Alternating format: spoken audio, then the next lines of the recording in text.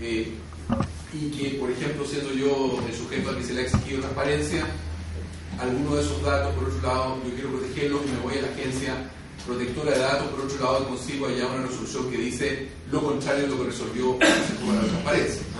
Entonces, parece que la respuesta obvia es nos vamos a los tribunales, y varios han contestado por ahí, mira, parece no ser la mejor idea. No tengo la respuesta, pero ese es uno de los pocos argumentos más fuertes que lo llevan a uno a pensar en una unidad, en buscar un consejo que unifique esos dos derechos en contradicción, que finalmente van a tener que equilibrarse, porque si no lo que podemos tener son dos agencias celosas ahí debatiendo y eventualmente soluciones muy retratadas. Pero, en fin, esa duda, yo sé que es adelantarse, pero es un tema que hay que solucionar si uno quiere tener dos organismos separados, ¿no? ¿Y cuál es la mejor solución? E insistiría en lo segundo, en el tema de no pensar siempre, porque intentemos hacerlo, en que toda la resolución de este tipo de asuntos hay que hacerlo a nivel del órgano público y con funcionarios públicos, y que un sistema arbitral, por ejemplo, para el tema de protección de datos, mecanismos semejantes al NIC, es decir, con gente que se especializa en el tema, con tarifas fijas y con un modelo transparente, puede simplificar las cosas y llevar al Consejo o al órgano de protección de datos por la vía recursal solamente, o de unificación de jurisprudencia doctrina. José y después Luis. Un comentario respecto de los datos, y luego mi calidad de abogado, y voy a defender acá al colega ingeniero. Es cierto que en esto, y se plantea en el estudio muy seriamente, hay mucha incertidumbre. La verdad es que el estudio no pretende tener un modelo perfecto y unas estimaciones sin errores, y lo serio en el mundo de los números, establecer con mucha seriedad y los supuestos y los rangos de incertidumbre, y eso se hace en general. Eso es mucho mejor que ser. Nos contábamos en el caso de que teníamos un proyecto de ley en que tenía una serie de regulaciones normativas sin ninguna consideración, incluíamos nosotros, sobre los impactos operativos. Eso es realmente dramático, puede ser, pero así que yo más bien animaría a que esto se siguiera haciendo, pero obviamente con transparencia y seriedad y reconociendo las restricciones en esta estimación. Y en el tema, una cosa más general, metodológica, en relación a este comentario que hizo el senador Alamán respecto de definir con total precisión o claridad los aspectos legislativos y después empezar a trabajar, si no tendría los aspectos más ingenierales, tendría un poco de cuidado. Yo creo que es cierto que tiene un grado de orden secuencial, tener algunas cosas básicas y ojalá no se muevan mucho para el efecto de moderar después, o si no, esto es muy iterativo. Pero la verdad es que también con la experiencia de estudio uno puede descubrir que es súper conveniente para el efecto de legislar adelantar algunos aspectos operativos porque efectivamente mejora la legislación. Entonces, tendría cuidado, es una observación muy tajante al respecto. Luis. Sí. Un par de comentarios, más bien dudas, porque yo creo que lo que deja esto son muchas dudas. Lo primero es que hoy día el Consejo para la Transparencia tiene la protección de datos personales, lo dice expresamente. Lo que uno debería preguntarse razonablemente, y que un poco lo que diría está, y que además una norma que se incorporó en la comisión mixta, muy cuando se estaba cerrando el proyecto, etc. Lo que uno debe preguntarse razonablemente hoy día si es datos personales, como preguntaba el senador, caminan con el mismo impulso que el acceso a la información pública. El ser una ley de acceso es publicidad y no protección de datos. De hecho, ese artículo 20 de resolución de consentimiento es bien brutal. Pero yo tengo la impresión de que, como consecuencia de ampliar las atribuciones al Consejo, lo que en verdad está sucediendo es la manifestación evidente de la insatisfacción del marco regulatorio de datos personales que se critica. Esa ley fue hecha para ICOM principalmente, con objetivo en la década de los 90, y hoy día las preocupaciones son otras. Yo tengo la sensación que quizá lo razonable sería retraernos un poco en la discusión institucional y resolver los temas regulatorios de fondo, porque buena parte de los aspectos planteados por el diputado tienen que ver más bien con aspectos de déficit regulatorio más que de solución institucional, que de solución de potestad judicativa.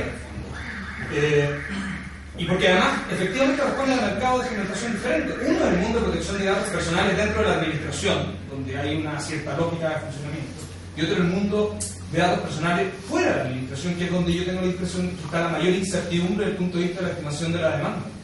Y si eso es así, pareciera razonable más bien dejar esta discusión concentrada en cuál es el marco regulatorio sano para datos personales y solo a partir de eso resolver el tema del poder adjudicativo en términos institucionales.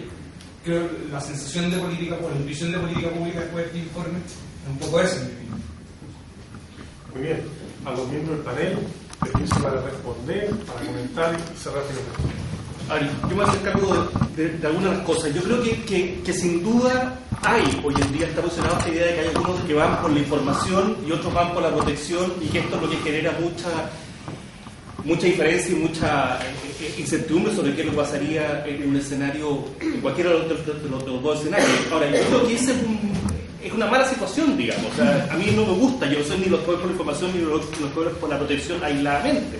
A mí lo que me gustaría es que cuando alguien decida si una información debe ser dada al público, abierta al público, tenga en cuenta los temas de privacidad, y cuando alguien decida que algo tiene que cerrarse la puerta, tenga en cuenta los criterios de transparencia. Eso es lo que yo espero como ciudadano, y por eso hay una cosa también de filosofía detrás de ir por esa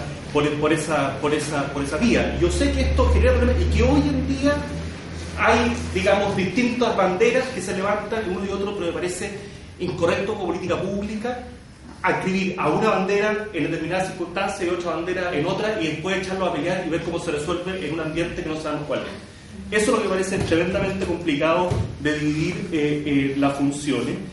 Creo, se preguntaba sobre el tema de los precedentes. Cuando yo hablo de los precedentes, lo que tiene es un sistema de filtro, porque volumen no es sinónimo de complejidad. Yo creo que sin duda los volúmenes en materia de protección de datos son muy superiores a los de transparencia, pero no necesariamente la complejidad de los casos. Y yo creo que muchos casos de protección de datos, una vez resueltas, se pueden fallar con un timbre. Ya resuelto por el Consejo. Eso, punto. Por eso digo precedente, para que el Consejo se aboque a los casos más complejos. Y cuando hablamos de los casos más complejos, no tengo cifras, no tengo estudios, pero me da la impresión de que esta tremenda y abismal diferencia entre transparencia y protección tendería probablemente a disminuir, y por lo tanto este temor de que el Consejo quedara, digamos, se lo comiera la protección de datos, podría no ser tal. Creo que en relación a otras cosas que se decían, el tema de las experiencias comparadas yo también me lo tomaría con distancia, porque me da la impresión de que cuando se crearon estas cosas, se crearon por decisiones muy coyunturales, como muchas de las que acá mismo se han dado, y no provienen de un estudio. No creo que en Canadá acá ya hicieron un estudio y decidieron que era mejor separarlo, decidieron que era mejor unirlo. Son más bien lógicas políticas que se fueron generando. Yo más bien estudiaría lo que ha pasado después y cómo evalúan ellos esa situación. Y hay poca información. En el estudio hay alguna información. El estudio me llamó la atención de que decían de que en el Reino Unido, donde están unidas las facultades, pero en equipos distintos, lo que acaban de decidir es fusionar los equipos. O sea, ir a más unión todavía entre protección y transparencia. O sea, la línea completamente contraria de la que podría pensarse. Entonces, yo más bien estudiaría eso, porque creo que son muchas cosas políticas coyunturales que no dan cuenta realmente de una lógica decantada en esas decisiones institucionales. Sobre cierto, como decía la senadora Alamanza, de vestir un santo, yo creo que sin duda hay un riesgo. Me parece que políticamente es razonable pensarlo así, digamos. Pero claro, aparentemente asume que protección de datos va a funcionar mal, digamos. O va a tener deficiencia, o no va a tener... y eso es lo que yo creo que aquí estamos tratando de pensar cómo no sucede así, digamos, cómo crearlo con la suficiente capacidad para que efectivamente funcione. Eso es lo que estamos tratando de ver. Pero efectivamente hay riesgo en esto, sin duda. Y todas estas cosas son relativas, digamos. No hay ninguna verdad revelada, ni nadie creo que puede juzgársela por una 100%, sino que más bien son impresiones y ciertas percepciones. Sobre lo que se decía de los estudios, digamos, y que hay sistemáticamente problemas, yo también estoy completamente de acuerdo que vale la pena hacerlo, me he dedicado a hacerlo, así que sería contradictorio que lo criticara, pero creo que hay que tener cierta claridad que uno parte de supuestos a veces súper gruesos. Ahora, yo creo que la experiencia es que estos estudios son valiosos a la medida que uno va avanzando por aproximaciones sucesivas. En la medida que va teniendo más información, va dando nuevamente vuelta al círculo para llegar